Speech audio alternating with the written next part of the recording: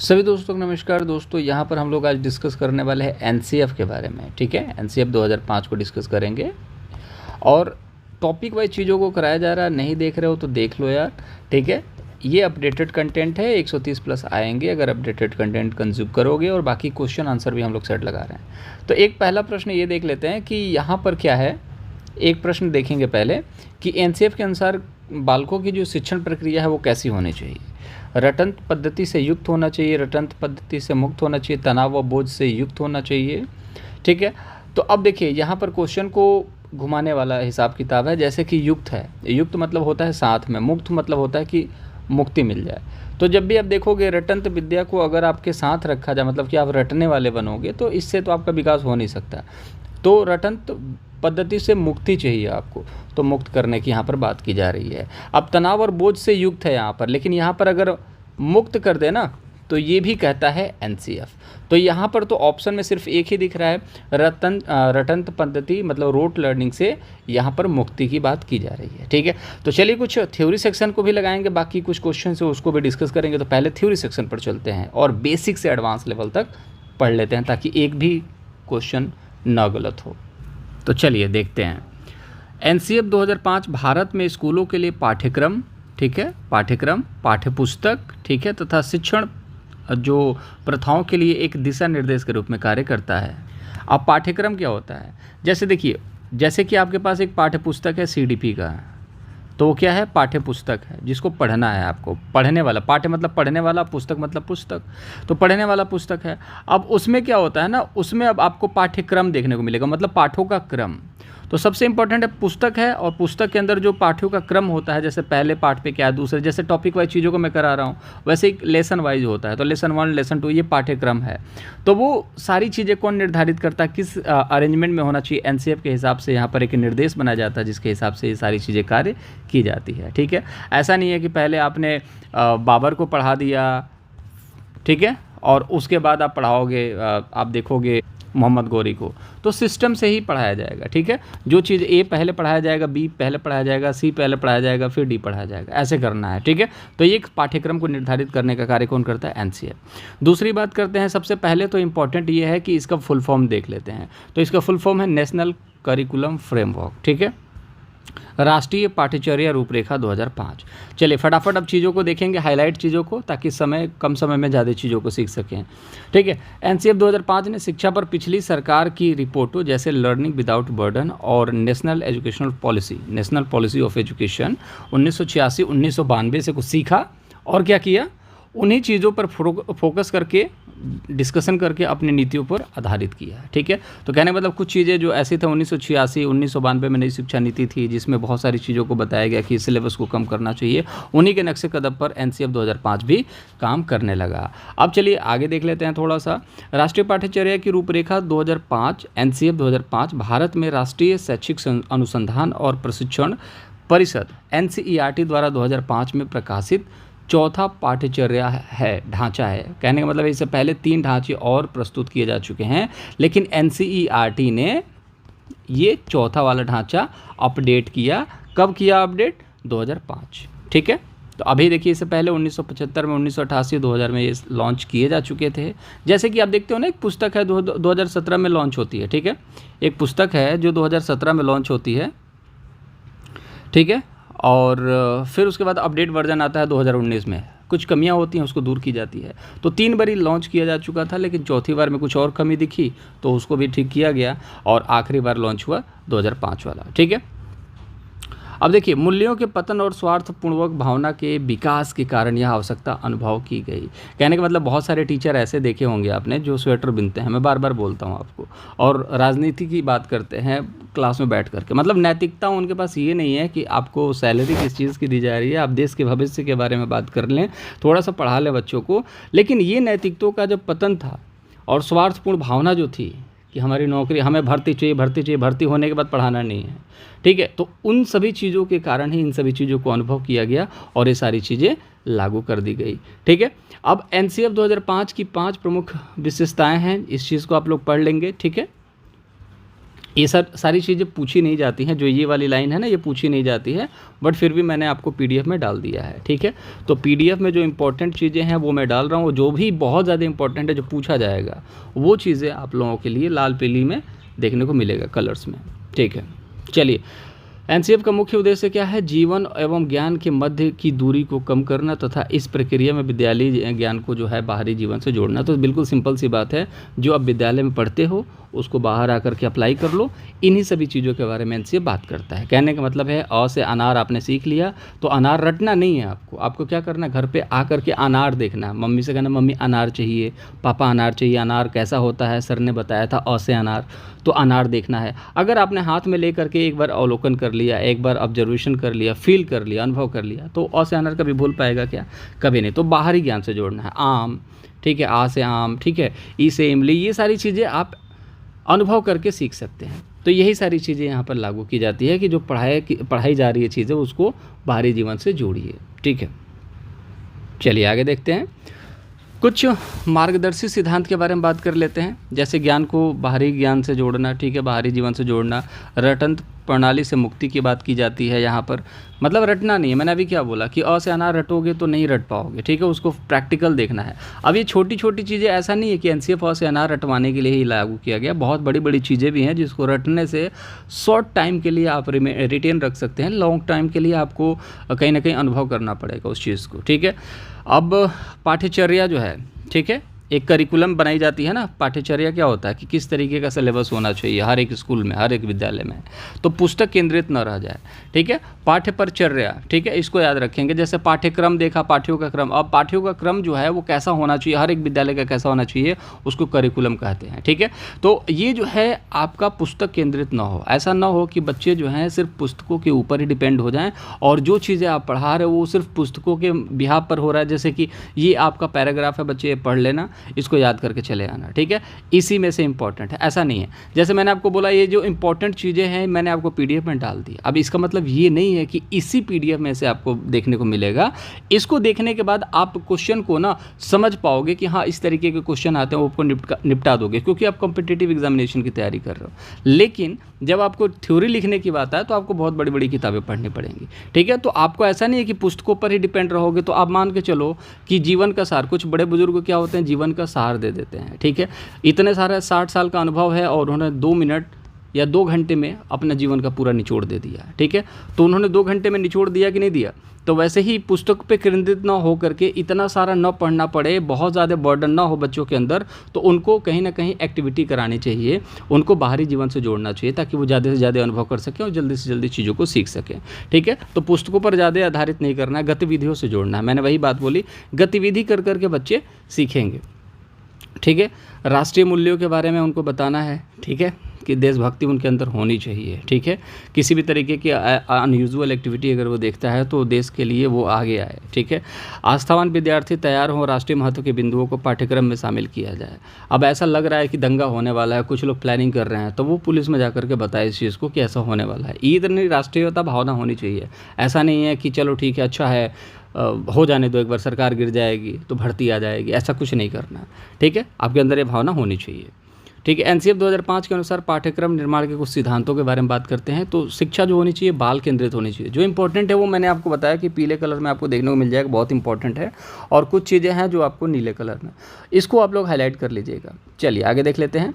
उपयोगिता का सिद्धांत है यहाँ पर, ठीक है, लचीलेपन का सिद्धांत है, ठीक है, और यहाँ पर क्रियाशीलता का सिद्धांत है। ये कुछ सिद्धांत है। क्रमबद्धता का सिद्धांत है, ठीक है, व्यापक एवं संतुलन का सिद्धांत है, ठीक है, मनोवैज्ञानिक सिद्धांतों के अनुरूप पाठ्यक्रम है, ठीक है, ये इंपॉर्टेंट था। अब इसमें लचीलेपन का सिद्धांत ये था कि अगर बच्चा जो है, अगर जो बच्चा कहीं ना कहीं सीखना चाहता है और वो सीखने में असमर्थ है, क्लास के अंदर 40 बच्चे हैं, 40 तो नहीं होते हैं, खैर 30 बच्चे हैं मान लो, ठीक है, अगर प्राइमरी स्कूल विद्यालय में 30 बच्चे हैं, अब 30 बच्चों में अगर एक बच्चा नहीं सीख पाता है तो उसको उसके हिसाब से किसी भी तरीके से सिखाने की कोशिश करना है ताकि बच्चा सीख जाए, नहीं तो बाकी बच्चों से पीछे रह जाएगा, ठीक है। तो लचीलेपन का ये सिद्धांत है कि आपने एक तरीके से अपना बताया, बच्चा नहीं सीखा तो दूसरा तरीका बताइए, ठीक है। तो इसी को लचीलेपन का सिद्धांत कहा जाता है और यही इंपॉर्टेंट है, बार बार यही पूछता है, ठीक है। सम इम्पॉर्टेंट नोट्स, ये इंपॉर्टेंट है, इसको देखिए।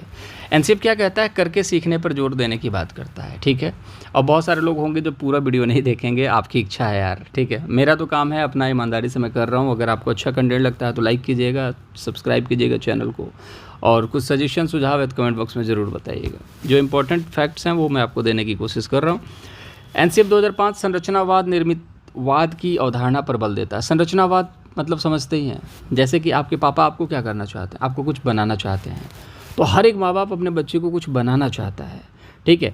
और यहाँ पर आप देखोगे तो एक एनसीएफ क्या चाहता है कि हर एक बच्चा जो है ना वो थोड़ा सा ऐसा बने, क्रिएटिव बने, ठीक है, जो किसी भी चीज़ का ना कहीं एक प्रॉब्लम का कई सारे सॉल्यूशन निकाले और जीवन में अपने पैरों पर खड़ा होने के काबिल बन सके, ठीक है। तो यहाँ पर इस चीज़ को समझिए, जैसे कि एक बच्चा किसी भी समस्या के कई सारे समाधान निकाल सके, इस चीज़ पर कौन बोल देता है, एनसीएफ बोल देता है। इसलिए प्रॉब्लम सॉल्विंग जैसे जो फैक्ट्स हैं, ठीक है ना, ये सारी चीज़ें एनसीएफ इसको कहीं ना कहीं आप देखोगे तो मानता है कि ये सारे बच्चों के सामने परोसना चाहिए। इससे बच्चे जो होंगे वो क्रिएटिव बनेंगे, ठीक है। तो क्रिएटिव बनाने पर जोर देता है। आपके माता पिता चाहते हैं आप कामयाब हो, और एनसीएफ चाहता है कि आप क्रिएटिव बने, तभी जाकर के आप कामयाब हो सकते हैं, ठीक है।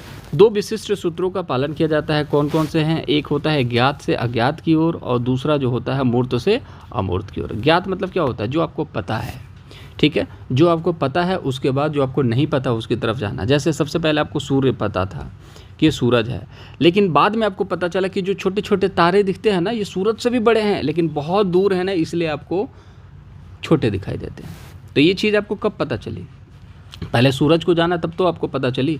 अगर पहले ही इनको बता दिया जाता है ये है सूरज और ये है, ये जो छोटा वाला है ना ये बहुत बड़े हैं, सूरज से भी बड़े हैं, तो आपको विश्वास ही नहीं होता क्योंकि आप छोटे थे।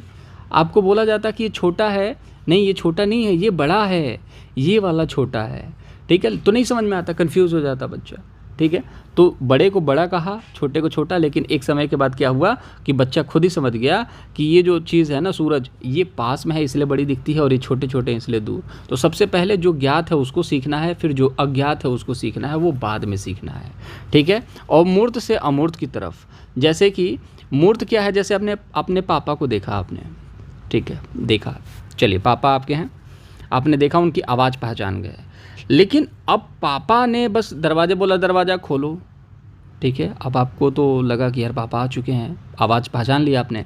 तो पहले आपने देखा पापा को, आपने उनकी आवाज़ को सुना, ठीक है। मूर्त मतलब जो चीज़ें दिखती हैं। उसके बाद जब पापा ने सिर्फ आवाज़ दी ना, तो भी आप पहचान के पापा आए हैं, तो फटाफट टीवी बंद करो, कॉपी खोल के बैठ जाओ पढ़ने के लिए, ठीक है। तो पहले कौन सी चीज़ होती है? पहले मूर्त होती है, फिर अमूर्त होती है। जो चीज़ आपको दिखेगी उसके बाद जो चीज़ें नहीं दिखेगी उसके ऊपर आप कार्य करते हैं, वो ऑटोमेटिकली सारी चीज़ें होंगी। ये सीखने के कुछ नियम हैं, ठीक है। त्रिभाषाई सूत्रों का पालन किया गया, जिसमें से पहला जो है वो मातृभाषा पर बहुत ज़्यादा बल दिया गया। इसमें आप देखोगे स्थानीय भाषा भी आ जाती है, क्षेत्रीय भाषा भी आ जाती है। स्थानीय जिस स्थान पे रहते हो वो भाषा, और क्षेत्रीय आपके क्षेत्र की भाषा, ठीक है। दूसरा अगर हम बात करें हिंदी, हिंदी राजभाषा है। अब आपको पता है क्या लगता होगा कि साउथ में जाएंगे ना तो हिंदी किसी को नहीं आती। भैया आप लोग गलतफहमी में जी रहे हो, साउथ में भी बहुतों को हिंदी आती है। ऑलमोस्ट आप देखोगे 80% लोग जो हैं हिंदी जानते हैं, इस चीज़ को याद रखना आप, ठीक है। अब ये मत सोचना कि साउथ में जो है हिंदी नहीं पढ़ाया जाता। देखो प्राइमरी में ना क्लास 5 तक आप देखोगे सीबीएसई बोर्ड में हिंदी और इंग्लिश ये है ही है। आप देखो केवीएस में भी देखो, एनसीईआरटी की बुक्स देखो, क्लास 5 तक हिंदी इंग्लिश है, मैथ है, 3 से लेकर के 5 तक ईवीएस है। तो ऐसा नहीं है आप लोगों के दिमाग में है। आपने देखा होगा बहुत सारे एक्टर जो होते हैं, जो साउथ के एक्टर हैं, उनको हिंदी आती है। क्यों आती है? क्योंकि भाई पढ़ाया जाता है हिंदी। हिंदी राजभाषा है, मजाक थोड़ी है। राष्ट्रभाषा नहीं है वो अलग बात है। राजभाषा मतलब कि सरकारी कामकाज की जो भाषा होती है, जिसमें सरकारी कामकाज होते हैं, राजभाषा। बड़े बड़े न्यूज़ चैनल, बड़े बड़े एक्टर, बॉलीवुड हिंदी में क्यों है? क्योंकि सबको हिंदी आती है, ठीक है। बाकी वो अपनी क्षेत्रीय भाषा को बचा के रखते हैं, वो अलग बात है। तो उनकी मातृभाषा अलग है, मानते हैं, लेकिन हिंदी हर जगह बोली जाती है। तो आप ऐसा नहीं है कि इंडिया में सर्वाइव नहीं कर सकते, हिंदी आती है तो आप हर जगह। आप 7 सिस्टर के पास भी जाएंगे ना, जो कि ये 7 सिस्टर है, अरुणाचल प्रदेश, आसाम, ठीक है, मेघालय, त्रिपुरा, नागालैंड, मणिपुर और यहाँ पर मिज़ोरम। तो ये जो 8 है ना, 7 हैं, ये यहाँ पर भी हिंदी बोली जाती है, ठीक है। तो आपको पता होना चाहिए ये सारी चीज़ें। आप लोगों को बस ऐसे ही बोल दिया जाता है साउथ में इंग्लिश नहीं आएगी तो नहीं चलेगा, चलेगा। हिंदी हर जगह बोली जाती है। और एक है अंग्रेजी, ये सहकार्यकारी भाषा है। मतलब कार्यकारी भाषा कौन सी है? हिंदी है और इसके साथ सह लगा हुआ मतलब कि सपोर्ट करने के लिए होता है। जब हिंदी में चीज़ें ना हो पाएँ, जब कंट्रोल से बाहर हो जाए, तो इंग्लिश को यहाँ पर प्रायोरिटी दी जाती है। इसीलिए 3 भाषाएं सीखना इंपॉर्टेंट है और इनका पालन किया जाता है। आप मातृभाषा में सिखाइए बच्चे को, हिंदी भी सिखाइए और अंग्रेजी भी सिखाइए, ठीक है। चलिए, शिक्षा के क्षेत्र में क्रियात्मक अनुसंधान पर बल दिया जाता है। क्रियात्मक मतलब करके सीखना। आत्मनिर्भर बनाने पर बल दिया जाता है ताकि जीवन उपयोगी में शिक्षा बल दिया जा सके। जैसे मैंने आपको एनईपी में क्या बताया कि बच्चों को कोडिंग सिखाई जाएगी। तो कोडिंग क्यों सिखाई जाएगी? ताकि वो आत्मनिर्भर बन सकें, स्किल डेवलप हो जाएगा, तो कहीं ना कहीं उनको फ़ायदा ही देगा, ठीक है। आगे देखते हैं, समस्या समाधान विधि को भी बताया जाता है यहाँ पर, बहुत इंपॉर्टेंट, मैंने अभी आपको बताया। और ये सारी चीज़ें, जब समस्या का समाधान आप खुद करोगे तो पापा क्या कहेंगे, अब बच्चा बड़ा हो गया, खुद ही अपनी समस्याओं को निपटा ले रहा, मतलब क्या हो गया, आत्मनिर्भर हो गया, ठीक है। अब आत्मनिर्भर हो गया तो कहीं ना कहीं उसके अंदर कुछ ना कुछ कला होगी, तभी तो आत्मनिर्भर हो गया है, ठीक है। इस चीज़ को याद रखेंगे। अब यहाँ पर सबसे इंपॉर्टेंट है एक बाल केंद्रित दृष्टिकोण विकसित करना और 14 वर्ष की आयु तक सार्वभौमिक नामांकन और प्रतिधारण को बढ़ावा देना, ठीक है। तो इसको याद रखेंगे, 14 वर्ष तक की आयु तक सार्वभौमिक नामांकन मतलब सभी बच्चों का जो यहाँ पर नामांकन की बात की जा रही है, ताकि हर एक बच्चा जो है वो अलग तरीके से विकसित हो।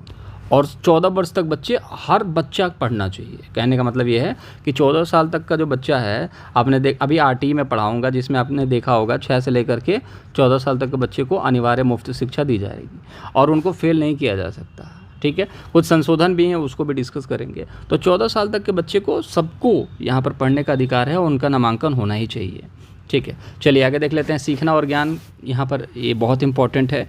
नवीन शिक्षण विधियों का प्रयोग किया जाएगा। नवीन शिक्षण विधि मतलब कि डिजिटल बोर्ड मान लो है, तो एक तरीका है नया पढ़ाने का डिजिटल बोर्ड पे, तो बच्चों को डिजिटल बोर्ड पे पढ़ाई ताकि इमेजेस वगैरह भी दिखें तो बच्चे ज़्यादा अवलोकन कर सकें, ठीक है। नवीन तकनीकियों के साथ जोड़िए, वही सारी चीज़ें मैंने बता दी आपको। पाठ्य सहगामी क्रियाओं को अनिवार्य था। पाठ के साथ जो कुछ भी आपको लगता है कि एक्टिविटी करानी चाहिए तो बहुत ज़रूरी है, आप उसको करवाइए। जैसे आपने कोई नृत्य का चैप्टर पढ़ लिया, मान लीजिए कोई नृत्य पढ़ लिया कि असम में ना कहीं ना कहीं आप देखोगे मिजोरम में चिराव नृत्य होता है, ठीक है। तो आप चिराव नृत्य बच्चों को करवाइए, ठीक है। अब आपको लगता है बिहू डांस हो रहा है तो करवाइए, भरतनाट्यम हो रहा है तो टूटी फूटी लेकिन करवाइए उनसे, ताकि उनको चीज़ें याद हो सकें, ठीक है। अब देखिए, बाल केंद्रिता को महत्वपूर्ण स्थान देना, अर्थात बच्चों के अनुभव, उनकी सहभागिता को प्राथमिकता देना है। बाल केंद्रिता मतलब आप बालक जो है वो केंद्र में है, और उसके बाद माता पिता अलग आएंगे, पेरेंट्स अलग आएंगे, टीवी वगैरह अलग आएगा, दोस्त यार अलग आएंगे, उनकी किताबें अलग आएंगी, तो सबसे केंद्र में कौन है, वो आपका बच्चा है। तो इसके अनुभव को प्राथमिकता देनी है, क्योंकि टीचर तो अपना दुनिया जी रहा है, लेकिन बच्चे के पास क्या है, ये देखो, ये है टीचर और ये है आपका बच्चा। अब इसको तो माँ बाप भी हैं, टीचर भी है, टीवी भी है, किताबें भी हैं, फ्रेंड्स भी है, तो ये तो हर आदमी से सीख रहा है, हर किसी चीज़ से सीखने की कोशिश कर रहा है। तो अब सिर्फ आपकी तो दुनिया अलग है, अब अपनी सोच को इस पर थोपोगे तो बच्चा सर्वाइव नहीं कर पाएगा। तो इसके अनुभव को देखना है, ये अपने पापा से क्या सीखता है, अपने दोस्तों से क्या सीखता है, क्या पढ़ता है, क्या देखता है, ये सारी चीज़ें कौन देखेगा, टीचर देखेगा, और उसके अनुभवों को सुधारने की कोशिश करेगा अगर गलत है तो, ठीक है, और अगर सही है तो उसको अप्रिसिएट करेगा, ठीक है। चलिए आप देखेंगे, छात्रों के सर्वांगीण विकास पर बल देना, मतलब छात्र जो है ऐसा नहीं है पढ़ाई में ही तेज है, चश्मा लगा हुआ है तो यार पढ़वैया है बच्चे कहेंगे उसको, नहीं, उसको खेल की एक्टिविटी में भी भाग दीजिए, उसको अलग अलग कार्यक्रमों में पार्टिसिपेट करने के लिए बोलिए, ठीक है। तो हर एक तरीके का बच्चे का मानसिक शारीरिक विकास होना इंपॉर्टेंट है, इसको सर्वांगीण विकास कहते हैं, होलिस्टिक डेवलपमेंट कहते हैं इसको, ठीक है। तार्किक चिंतन का विकास करना है, इसको याद रखेंगे, सोचने पर बल देना है बच्चों को, समस्या समाधान की योग्यता का विकास करना है। तो मैंने ये सारी चीज़ें आपको पहले भी बताई कि बच्चे को तार्किक चिंतन का विकास करना है। कैसे तार्किक चिंतन बच्चा करेगा आपको पता ही है, कैसे तर्क कर सकता है बच्चा। तर्क करने के लिए उसको आपको 2 बच्चों को रखना है सामने, जैसे कि आप लोग बहुत लोगों को देखा होगा, आप लोगों ने इंटरव्यू की प्रिपरेशन करते हैं, तो उसमें आपसे पूछ दिया जाएगा कि बताइए आपका जो कॉलेज का पहला दिन था कैसा था, तो आप सोचोगे क्या क्या बताऊं, तो जब सोचने की क्षमता आएगी ना, उसी को तो तार्किक बोला जाता है ना। आप डायरेक्टली नहीं बता पाएंगे, मैं गारंटी देता हूं कोई भी नहीं बता पाएगा आपका कॉलेज का पहला दिन कैसा था, पहला अनुभव कैसा था, बताइए, आप नहीं बता पाएंगे प्रोफेशनल वे में, ठीक है। तो सबसे इंपॉर्टेंट है इस चीज़ को समझना कि तर्क क्या हो सकता है, क्या चीज़ें सोची जा सकती है, क्या चीज़ें कही जा सकती है, क्या चीज़ें प्रोफेशनल होती हैं, क्या सीखना चाहिए बच्चों को, कैसे बोलना चाहिए, सारी चीज़ें यहाँ पर सिखानी चाहिए, ठीक है। और तर्क करने का तरीका है, बच्चे को तर्क आना चाहिए किसी भी चीज़ के ऊपर, ठीक है। शिक्षा को महत्वपूर्ण स्थान दिया जाएगा, इसको इम्पॉर्टेंट याद रखेंगे। जैसे कि देखो कई लोग होते हैं ना, जैसे क्रिकेटर बन गए, ठीक है, 10वीं पास नहीं कर रहे हैं, पापा पड़े हुए पीछे कि बेटा 10वीं पास कर ले ना, 12th पास कर ले। नहीं, सचिन ने छोड़ दिया था 10वीं, मैं क्यों करूं? सचिन को देख करके बहुतों ने छोड़ दिया, लेकिन सचिन फेमस हो गए, बाकियों को पता चला, आपको नहीं पता चला ना। एजुकेशन है तो अगर आप क्रिकेटर बनो चाहे ना बनो, एक्टर बनो चाहे ना बनो, जीवन में दाल रोटी की व्यवस्था तो हो जाएगी। लेकिन अगर आपने क्रिकेटर छोड़ करके और ये ग्लैमरस दुनिया में अगर आ जाते हो कि क्रिकेटर बन जाएंगे तो करोड़पति हो जाएंगे, अरे बहुत सारे क्रिकेटर हैं, सब करोड़पति नहीं है भाई, बहुत सारे एक्टर हैं, सारे करोड़पति नहीं हैं। आप लोग इस गलतफहमी में मत रहना कभी भी कि सभी करोड़पति हैं, ठीक है। बाकी कुछ करोड़पति हैं, बाकी सब रोडपति हैं, इसको आपको पता होना चाहिए, ठीक है। तो शिक्षा जो है हर कोई बोलता है, एक्टर वगैरह भी बोलते हैं, क्रिकेटर बोलते हैं, भैया पढ़ाई पूरी कर लो अपनी, बहुत इंपॉर्टेंट है। तो पढ़ाई को आप भी विशेष महत्व दीजिए, आने वाली जनरेशन को भी ज़रूर पढ़ाइएगा।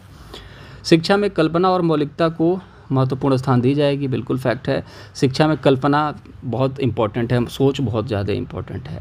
आप मान के चलो कि आपने 10th कर लिया, 12th कर लिया, ग्रेजुएशन कर लिया, फिर उसके बाद पता नहीं चला, फिर 3-4 साल के बाद आपने बीएड कर लिया, फिर उसके बाद आपको लगा कि यार अब क्या करा जाए। तो ये कल्पना आपके पास शक्ति पहले विकसित होनी चाहिए, आपको क्या करना चाहिए और आने वाला जनरेशन जो है वो किस चीज़ का जनरेशन है।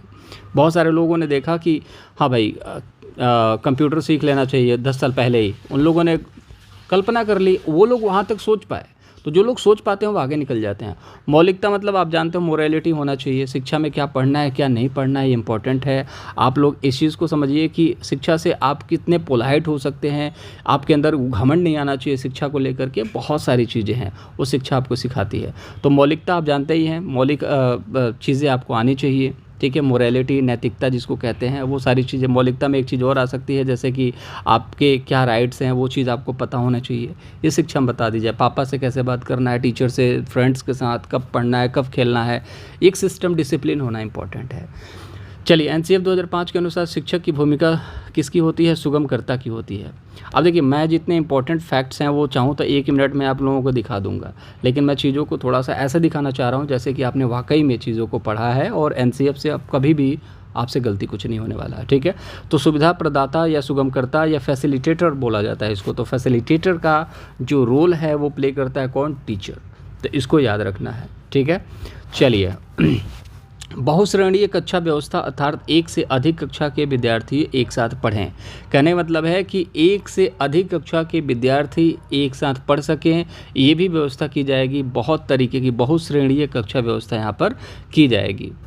यहाँ पर किसी भी तरीके का धार्मिक और यहाँ पर जातिगत भेदभाव ना हो, सारे बच्चे एक साथ पढ़ सकें, इस तरीके की व्यवस्था यहाँ पर की जाएगी, ठीक है। बहुभाषा पर बहुत ज़्यादा बल दिया जाएगा, तो ये आपको पता है एक संसाधन के रूप में लेना है इस चीज़ को, इसको ऐसा नहीं है कि रोक टोक करना है। अभी देखो, मैं तो आप लोगों को जब कराऊंगा ना क्वेश्चंस, एमसीक्यूज़ कराऊंगा तो मज़ा आएगा। एमसीक्यूज़ अभी मैं करवा नहीं रहा, रीज़न क्या है? क्योंकि मैं एमसीक्यूज़ अपडेट कर रहा हूँ, ठीक है। जो अभी एमसीक्यूज़ हुए हैं उन एमसीक्यूज़ को मैं अपडेट कर रहा हूँ और उन एमसीक्यूज़ के साथ काम करेंगे, क्योंकि हमारा जो काम है वो है अपडेटेड कंटेंट का, ठीक है। मातृभाषा को शामिल किया जाएगा, इसको देखेंगे, मातृभाषा को शामिल किया जाएगा। और मैंने अभी आपको बताया 3 भाषा सूत्री यहाँ पर जो है फेमस है। अब त्रिभाषा सूत्री में देखो, मातृभाषा है, हिंदी और संस्कृत है और अंग्रेजी भाषा है, ठीक है। तो आप 3 भाषाओं में से कोई भी एक भाषा, मतलब कोई भी 3 भाषा आपको जाननी है। सबसे पहले तो मातृभाषा तो आनी चाहिए, हिंदी संस्कृत आनी चाहिए, हिंदी तो मस्ट है, और एक तीसरी है जो आप सीखना चाहें वो सीख सकते हैं, ठीक है। देखिए, सबसे इम्पोर्टेंट है भाषा कौशल में। भाषा कौशल क्या होता है? जिसमें सुनने पर, बोलने पर, पढ़ने पर, लिखने पर, इस पर बल दिया जाता है, ठीक है। एक पॉइंट नहीं छूटेगा, मैं आपको बता रहा हूँ। और अगर यहाँ तक अगर आपने देख लिया और सब्सक्राइब नहीं करा तो सब्सक्राइब कर लीजिएगा, इससे आपका क्या होगा? नुकसान तो होगा नहीं, मुझे मोटिवेशन और आपको अगली वीडियो का नोटिफिकेशन मिलेगा, ठीक है। सुनना, पहले कोई भी बच्चा है छोटा सा, वो क्या करता है? पहले सुनता है, फिर क्या करता है? सुनने के बाद बोलता है, रिएक्ट करता है। जैसे आपको किसी ने गाली दी तो आपने पहले गाली सुनी, फिर जाकर के आपने गाली दी। तो पहले तो बच्चा सुनेगा, फिर बोलेगा। फिर पढ़ना, पहले पढ़ना सीखेगा तब तो लिखना सीखेगा ना। ऐसा आज तक बच्चा आपने देखा जो लिखना पहले सीख लिया और पढ़ना बाद में सीखा हो? पहला पढ़ना बाद में सीखा हो, ऐसा नहीं। पहले पढ़ेगा, ए फॉर एप्पल, फिर बनाएगा ए ऐसे बनाते हैं तो मैं भी ए ऐसे बनाऊँगा, ओके। तो पहले चीज़ तो यहाँ पर देख लीजिए, गाली सुनना और गाली देना, ये चीज़ है। पहले तो सुनने का काम, फिर बोलने का काम, पढ़ने का काम और लिखने का काम, ठीक है। तो पढ़ने का काम क्या है? पहले पढ़ोगे फिर उसके बाद लिखोगे। अब देखो होता क्या है, पहले क्या करना है, आरंभिक वर्षों में आपको क्या करना है, 3 कौशल पर सबसे ज़्यादा ध्यान देना है, सुनने पर, बोलने पर, पढ़ने पर। पहले बच्चा सुनेगा, बोलेगा, सुनेगा, बोलेगा, सुनेगा, बोलेगा, फिर क्या करेगा, अ से अनार, आ से आम करेगा। उसके बाद लिखाना है उसको कि हाँ भैया अब तुम लिखना स्टार्ट करो। पहले ऐसा नहीं है, बच्चे को तो बोलना आता नहीं है, बच्चे को कुछ आता है नहीं, बच्चे को तो बोलना आता नहीं है। अब क्या करोगे, पहले कहोगे कि बेटा जल्दी से लिखना सीख लो। अरे जल्दी, इतनी जल्दी क्या है लिखवाने की, ठीक है, इतनी जल्दी कुछ नहीं है। बहुत सारे बच्चे ऐसे हैं जिनको लिखना नहीं आता था, हमें खुद 7-7 साल तक लिखना नहीं आता था, ठीक है। अब क्यों नहीं आता था, क्योंकि गांव में क्या होता है कि बच्चे सिर्फ खेलते हैं, सुनते हैं, बोलते हैं, सुनते हैं, बोलते हैं, लेकिन पढ़ना लिखना बाद में सीखते हैं। लेकिन आजकल के बच्चे तो 2-3 साल 4 साल के होते हैं तो प्ले स्कूल में LKG UKG जा करके सीखते हैं। क्यों? क्योंकि उनके पास वो खेलने की फैसिलिटी नहीं है, खेल खेल में सीख नहीं पाते हैं बहुत सारी चीज़ें, ठीक है। तो इसीलिए स्कूलों में वो सारी चीज़ें खेलने के लिए बोला जाता है कि स्कूलों में इन्हें खिलाइए, ठीक है। चलिए आगे देखते हैं। NCF 5 गतिविधियों पर जोर देता है, वो कौन कौन से हैं भैया, करके सीखने पर, निरीक्षण विधि, निरीक्षण करना है भाई बच्चा क्या कर रहा है, ठीक है। परीक्षण भी करना है, जितना चीज़ें हो चुका है उसके बारे में आपको यहाँ पर असेसमेंट करके, जैसे निरीक्षण में क्या होता है कि जैसे बच्चा क्या कर रहा है, जैसे एक पेपर हो रहा है, 30 बच्चे यहाँ पर पेपर दे रहे हैं, ठीक है। तो एक टीचर होता है जो निरीक्षण का कार्य करता है, देखता है कोई नकल तो नहीं मार रहा, उसको निरीक्षण, तो आपको देखना है बच्चा कहाँ गलती कर रहा है, कोई गलती कर रहा है तो उसको सुधारना है, उसको बताना है। और परीक्षण मतलब कि बच्चे ने पेपर दे दिया, अब उसकी कॉपी चेक हो रही है, तो वो परीक्षण करना है, ठीक है, कि वो वाकई में कितना है, उसका असेसमेंट करने के बाद कितना नंबर आ रहा है, कितना मेहनत कर रहा है। सामूहिक विधि का इस्तेमाल करना है, सभी बच्चे साथ में ही पढ़ें, ऐसा नहीं है कि बेटा तुम आओ कोने में मैं तुमको अकेले अंग्रेजी सिखाता हूँ, ऐसा नहीं करना है, ठीक है। तो मिश्रित विधि है, हर एक तरीके का विधि जो है यहाँ पर अपनाना है जिससे बच्चा सीख सके। कहने का मतलब है लचीला विधि है, क्योंकि अगर मान लो कि किसी बच्चे को आपने 2 × 2 4 होता है नहीं समझ में आया, तो अब क्या करोगे, आप बोलोगे बेटा 2 है, फिर उसमें 2 जोड़ देंगे, कितना हो जाएगा, 4 हो जाएगा, ठीक है। 2 है, फिर 2 है, फिर 2 है, कितना हो जाएगा बेटा, 6 हो जाएगा। तो ये कितनी बार है, 3 बार है, तो 2 है, इनको 3 में गुणा कर देंगे, कितना हो गया, 6 हो गया। तो बेटा ऐसे भी करते हैं, ठीक है। तो इस तरीके से भी बच्चों को सिखाना है, इसी को मिश्रित विधि कहेंगे, जिसमें हर एक विधि जो होगी मिक्स होगी, एक दूसरे से रिलेट होगी, ठीक है। शांति शिक्षा, ठीक है, हिंसा को नहीं करना है, इसको भी याद रखेंगे। महिलाओं के प्रति सम्मान को दिखाना है, इस चीज़ को याद रखेंगे। और बहुत सारे कार्यक्रमों का आयोजन करना ताकि बच्चे जागरूक हो सकें, ठीक है, और जागरूकता फैलानी भी चाहिए। ये सारी चीज़ें इंपॉर्टेंट है, इसको समझना ज़रूरी है। स्कूलों में विशेष क्लबों और रीडिंग रूम की स्थापना की जाए। जैसे कि बहुत सारे विद्यालयों में पढ़ने की व्यवस्था नहीं है, जैसे कि मान के चलो क्लास में पढ़ रहा है बच्चा, कोई क्लास में पढ़ रहा है, कुछ बच्चे बात कर रहे हैं कि यार ये फिल्म अच्छी थी, ये फिल्म अच्छी थी, कुछ बच्चे अरे चल खेलते हैं, कुछ बच्चे लंच खोल करके खा रहे हैं, टीचर तो है नहीं। तो अब बच्चा परेशान है कि यार 2 घंटे जो है ना खाली है, इसमें हम क्या करें, ठीक है। तो उसके लिए एक रीडिंग रूम की व्यवस्था हो जाएगी, विशेष क्लब की व्यवस्था हो जाएगी, जहाँ पर वो अपने टैलेंट को निखार सकता है, जा कर के पढ़ाई कर सकता है, ठीक है। बच्चों को समय समय पर ऐसी फिल्में दिखाई जाएँ जैसे कि न्याय और शांति के मूल्यों को बढ़ावा दे। जैसे कि अभी बहुत सारी मूवीज़ चलती हैं कि हाँ ये बच्चों को देखनी चाहिए, जैसे कि 3 इडियट चलनी चाहिए, जो कि पॉलिटिकल कनेक्शन ना हो जिसका, जैसे 3 इडियट है वो देखनी चाहिए, जैसे तारे ज़मीं पर है उस तरीके की मूवी देखनी चाहिए। तो कुछ ऐसी मूवी, आज भी बहुत सारी मूवीज़ चल रही हैं, मैं नाम नहीं लूँगा, देखना चाहिए। हर इंसान को अलग अलग मूवी देखना चाहिए जो उनको अच्छा लगता है, लेकिन बच्चों को हिंसा वाली मूवी नहीं दिखानी चाहिए जिसमें हिंसा दिखाई जाए, क्योंकि बंडूरा ने क्या बोला, बच्चा जो देखता है उसी को नकल कर लेता है, और ये बिल्कुल फैक्ट है। अगर आप छोटे छोटे बच्चों को ऐसी मूवी दिखा दोगे जो कि हिंसा को बढ़ावा देती है, तो बच्चे को नहीं पता हिंसा क्या होती है, बच्चे को सिर्फ प्लेजर चाहिए होता है, खुशी चाहिए होता है, ठीक है।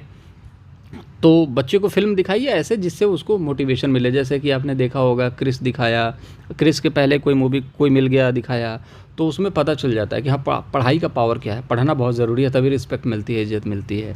समावेशी शिक्षा के बारे में हम लोग आगे तो बात करेंगे ही। तो समावेशी शिक्षा को बढ़ावा दिया गया, जिसमें हर एक जाति धर्म का और जेंडर का जो यहाँ पर बच्चा होगा पढ़ेगा, साथ में पढ़ेगा, दिव्यांग बच्चा भी साथ में पढ़ेगा, किसी के साथ कोई भेदभाव नहीं किया जाएगा, ठीक है। अवधि की बात करें तो 45 मिनट एक आदर्श कालांश की अवधि मानी गई है।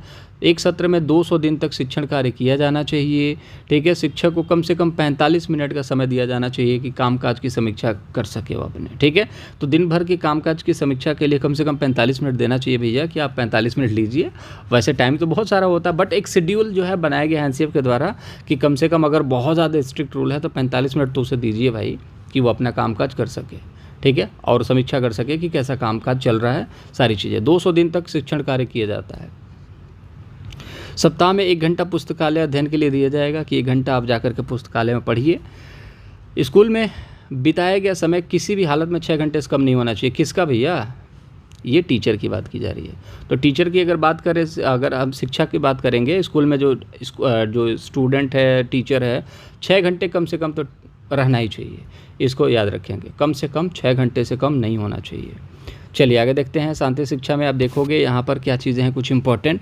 क्लास 2 तक कोई गृह कार्य नहीं देना है, इसको याद रखेंगे, कोई गृह कार्य नहीं देना है। क्लास 3 से 5 तक 2 घंटे प्रति सप्ताह। तो क्लास 3 से लेकर के 5 साल तक अगर हो तो 2 घंटे प्रति सप्ताह आपको क्या दिया जाएगा, यहाँ पर होमवर्क दिया जाएगा। 2 घंटे का प्रति सप्ताह, मतलब इसको आप डिवाइड कर सकते हैं कि कुल मिला जुला करके देखा जाए तो 30-30 मिनट का, कम से कम 30 मिनट का 5 दिन का होता ही है, मान के चलो फ्राइडे तक, सैटरडे तक। तो 30 नहीं होगा, 20-20 मिनट का मान लो, 6 दिन में 20-20 मिनट का होमवर्क, ऐसा होमवर्क देना है जो 20 मिनट में वो कंप्लीट कर सके। अगर उच्च प्राथमिक की बात करें तो 1 घंटा प्रतिदिन देना है। ठीक है, अगर माध्यमिक और उच्च माध्यमिक, माध्यमिक मतलब 10 क्लास 9 to 10th और उच्च माध्यमिक 11 to 12th, 2 घंटे प्रति, ऐसा होमवर्क दो कि 2 घंटा कम से कम पढ़े घर पे जा कर के। 10वीं बोर्ड को वैकल्पिक बना दिया जाए, इस पर भी विचार है। चलिए यहाँ पर प्रोत्साहन की बात की जा रही है कि शिक्षकों और पुराने के साथ बातचीत करने के लिए प्रोत्साहित करना। जैसे बहुत सारे लोग होते हैं ना, बड़े बुजुर्गों से बात करने के लिए मना करते हैं, तो नहीं, उनको प्रोत्साहित कीजिए कि बड़े बुजुर्गों से बात करें, वो अपना अनुभव साझा करेंगे कि बेटा हमारे पास तो कुछ था नहीं, बट हम लोगों ने बहुत पढ़ाई करी। आप लोगों के पास तो इतना लैपटॉप है, झुनझुना पता नहीं क्या है, लेकिन फिर भी आप लोग पढ़ाई नहीं करते हैं। आप लोग तो ज़्यादा पढ़ना चाहिए। हमारे समय में एक किताब होता था, सारा क्लास पढ़ता था। आप लोगों के हर एक बच्चे के पास किताब है, फिर भी आप लोग नहीं पढ़ते हो। ठीक है, तो ये सब मोटिवेशन, प्रोत्साहन ये कौन देगा? ये आपको देना पड़ेगा कि जाओ बात करो दादाजी से। दादाजी को गंवार मत समझो कि दादाजी खटिया पर पड़े रहते हैं तो गंवार हैं, ऐसा नहीं है। दादाजी बहुत अनुभवी हैं और उनसे बहुत कुछ सीखने को मिलेगा। ठीक है, तो जो सीखने के लिए कई समृद्ध अवसर खोलेंगे, बिल्कुल फैक्ट है। चलिए, 22 भाषाओं में अनुवादित किया गया है एनसीएफ को और 17 राज्यों में पाठ्यक्रम को प्रभावित किया गया, इसको याद रखेंगे। 22 भाषा, हमारे संविधान में 22 भाषाएँ हैं, आपको पता ही है। ठीक है, जो 8वीं अनुसूची में है। एनसीएफ 2005 का राष्ट्रीय संचालन समिति के अध्यक्ष कौन थे? प्रोफेसर यशपाल थे। अब बहुत सारे लोग सोच रहे होंगे प्रोफेसर जी के बारे में बताया ही नहीं। लीजिए, हर एक कंटेंट यहाँ पर है आप लोगों के लिए, परेशान नहीं होना है।